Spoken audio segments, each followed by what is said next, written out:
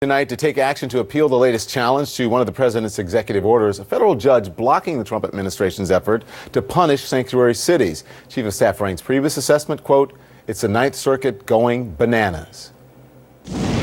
Now I want to bring in Senator Richard Blumenthal, a member of the Judiciary Committee. Senator, thank you for joining us. I want to start by getting your reaction to a federal judge blocking President Trump's executive order on sanctuary cities. That order would withhold federal funds from cities who wouldn't enforce immigration laws. What do you think?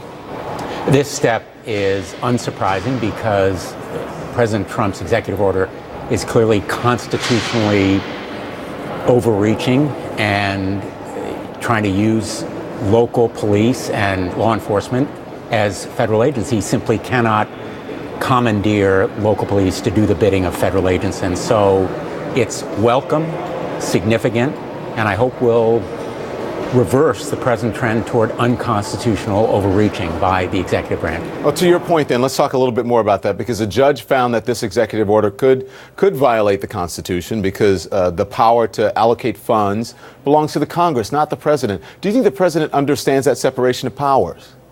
The president has given every sign that he fails to understand the rule of law. He's attacked an independent judiciary that is a pillar of our democracy.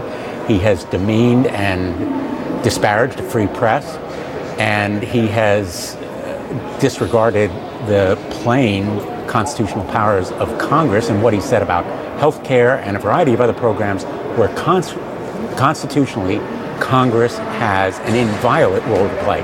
I think he might well learn a lesson from this executive order, and I hope that he will.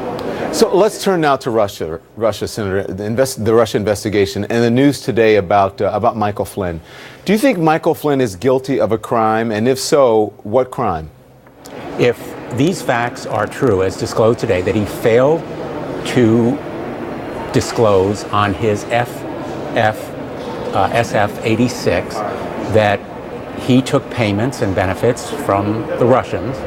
That federal form, by the way, submitted in connection with his security clearance, that very well may be a violation of federal law. Likewise, his failure to register as a foreign agent when he was working for the Turkish government, his failure to disclose other kinds of payments, and his taking of those payments as a retired military officer all require investigation by a special independent counsel, a prosecutor who has the independence and impartiality to be totally untied to the Department of Justice hierarchy, the Deputy Attorney General or the Attorney General himself. That's why a special prosecutor is so critically important, independent of the president. I found it interesting that in December you asked for Michael Flynn's security clearance to be reviewed. Why were you concerned back then? I was concerned precisely because of reports about these payments, reports that appeared in the press, which now have been confirmed. And I believe the press has performed a vital role. And the heroes of this era, their finest hour, is likely to be the press and our independent judiciary. I was concerned because national security is involved. He was the national security advisor. And likewise, the rule of law, which is so important to this country in good times and bads, and we are facing a looming constitutional crisis, not unlike what happened in the Watergate era. Yeah. Senate Minority Leader Chuck Schumer said that this Flynn story may be just a tip of the iceberg. Do you agree, and why do you think he would say that?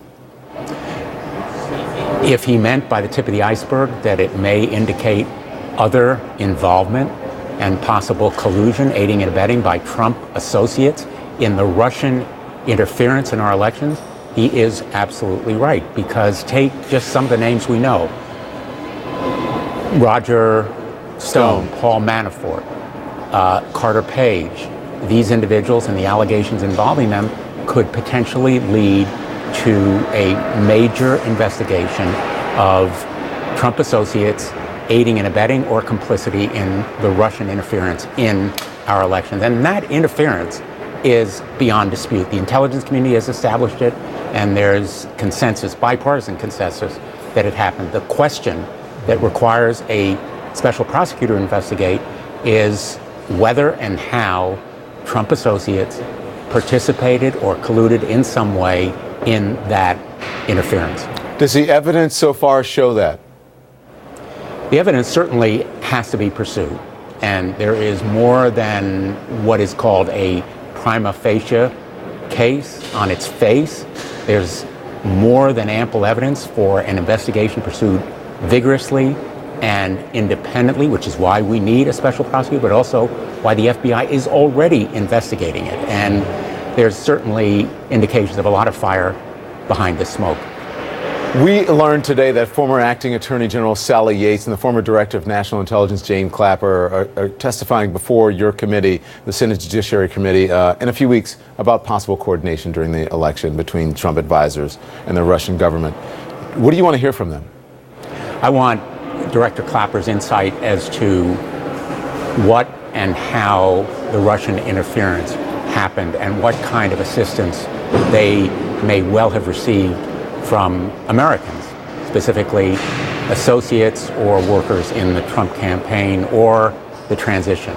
And I want to hear from Sally Yates why she was fired for blowing the whistle on General Flynn. What happened to her? Because that is powerful evidence about the need for special prosecutor. She was the Deputy Attorney General trying to do her job, and her boss was the president. Her firing is a clear sign that the president will not tolerate an impartial, vigorous investigation here. Senator Blumenthal, thank you. Thank you. When we come back, President Trump has a lot of tough talk from Mexico, but who knew he was eyeing our neighbor to the north?